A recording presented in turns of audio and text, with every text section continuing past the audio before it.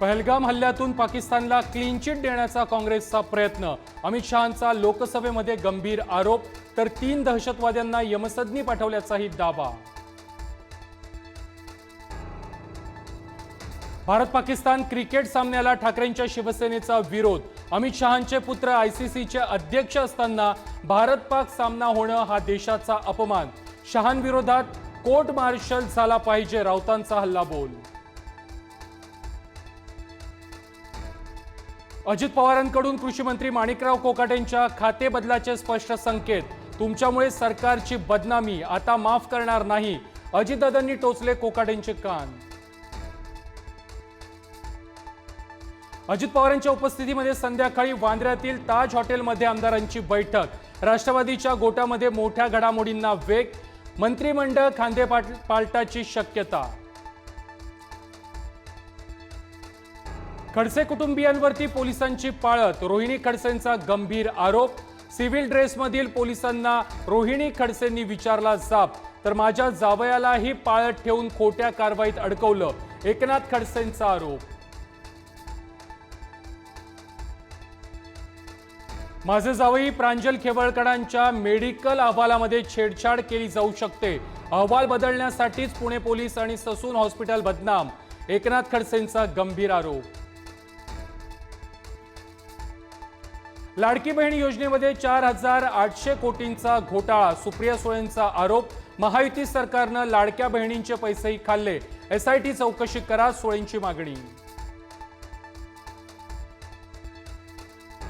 उद्धव ठाकरे गणपतीमध्ये राज ठाकरेंच्या निवासस्थानी जाण्याची शक्यता, ठाकरे बंधूंची पुढची भेट शिवतीर्थावर होण्याचा अंदाज, मनसे आणि ठाकरे सेनेच्या युतीला गणपतीनंतर गती, राजकीय वर्तुळात चर्चा. गृहराज्यमंत्री योगेश कदमांच्या सावली बारवरून वाद सुरूच, अनिल परब आज पुराव्यासह मुख्यमंत्र्यांना भेटणार, योगेश कदमांच्या राजीनाम्याची करणार मागणी. केंद्रीय मंत्री नितीन गडकरींना यंदाचा चिंतामणराव देशमुख राष्ट्रीय पुरस्कार, आज शरद पवारांच्या हस्ते गडकरींना पुरस्कार दिला जाणार.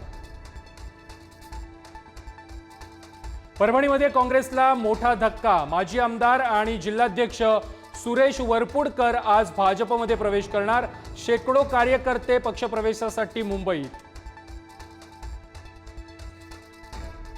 सोशल मीडियावरून सरकारवर टीका केल्यास शासकीय कर्मचाऱ्यांवरती शिस्तभंगाची कारवाई, सरकारकडून मार्गदर्शक सूचना जाहीर, महाराष्ट्रामध्ये सोशल मीडियाबाबत सेन्सॉरशिप. वसई विरारमध्ये अनेक ठिकाणी ईडीची छापेमारी, पालिकेचे आयुक्त अनिल कुमार पवारांच्या घरावरती ईडीचा छापा, बेकायदा इमारत बांधकाम प्रकरणी धाडसत्र. रत्नागिरीच्या हातकंब्याजवळ मुंबई गोवा महामार्गावरती एलपीजी गॅस वाहून नेणारा टँकर पुलावरून कोसळला, अपघातानंतर गॅस लीक, स्थानिकांना सुरक्षित स्थळी हलवलं. धुळ्यामध्ये मुंबई आग्रा महामार्गावरती एसटी बसचा भीषण अपघात, ट्रकच्या जोरदार धडकेमध्ये बसचा चक्काचूर, 1 जण ठार, 15 जण जखमी, संतप्त नागरिकांचं रास्ता रोको आंदोलन. झारखंडच्या देवघरमध्ये बस आणि ट्रकच्या अपघातामध्ये 18 कावडियांचा मृत्यू, सर्व मृत कावडिये बिहारच्या गया जिल्ह्यातील, बस देवघरहून बासुकीनाथकडे जात असताना धडक. पुण्यातील भीमाशंकरमध्ये रांगेमध्ये ताटकळल्यानं भाविकांचा उद्रेक, व्हीआयपी दर्शन रांगेतून थेट गेट तोडून भाविकांचा प्रवेश, तासनतास रांगेत उभे राहिलेल्या भाविकांचा संताप.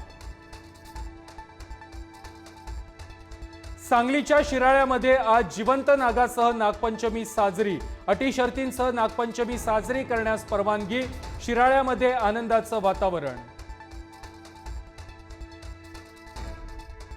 पुण्यात खडकवासला धरणातून विसर्ग वाढवल्यानं मुठा नदीकाठच्या सोसायट्यांमध्ये शिरलं पाणी, एकता नगरमधील सोसायट्यांच्या पार्किंगमध्ये पाणीच पाणी, नागरिकांना सतर्कतेचा इशारा. जळगाव जिल्ह्यातील हतनूर धरणाचे 12 दरवाजे 1 मीटरनं उघडले, संततधार पावसामुळे आणखी दरवाजे उघडण्याची शक्यता, नदीकाठच्या गावांना सतर्कतेचा इशारा.